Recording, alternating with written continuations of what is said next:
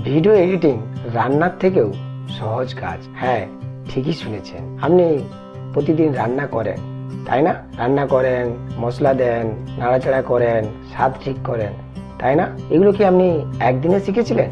না, আপনি চেষ্টা করতে করতে শিখেছেন। রান্নার যেমন কাঁচা উপকরণ লাগে, কাটাকাটি করতে লাগে, মশলা যোগ করতে লাগে, ঠিক তেমনি ভিডিও এডিটিংও কাটতে হয়, অপ্রয়োজনীয় অংশ বাদ দিতে হয় এবং কিছু মিউজিক বা টেক্সট অ্যাড করতে হয়। ব্যাস এটুকু জানলেই হবে।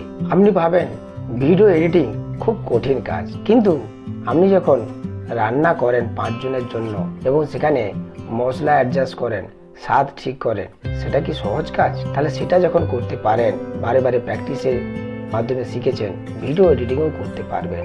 ভিডিও এডিটিং ঠিক তেমনি একটু গাইডেন্স, একটু প্র্যাকটিস আর একটু সাহস, বাস এইটুকু জানলেই আপনার রান্না করার যে ট্যালেন্টটা সেটা সারা দুনিয়াতে ছড়িয়ে দিতে পারবেন। আপনার রান্না যদি মানুষের মন জয় করতে পারে, তাহলে এই রান্নার ভিডিও লাখো মানুষের কাছে পৌঁছাতে পারে। শুধু গ্রামের মধ্যে নয়, সারা পৃথিবীতে ছড়িয়ে পড়তে পারে, আর সেখান থেকেই ইনকাম সম্ভব। তাই টেকনোলজিকে ভয় পাবেন না। আপনি রান্না পারেন মানে ভিডিও এডিটিংও পারবেন। তাই আজ 30 সেকেন্ডে একটা ভিডিও বানান আর কমেন্টে লিখুন আমি পারবো।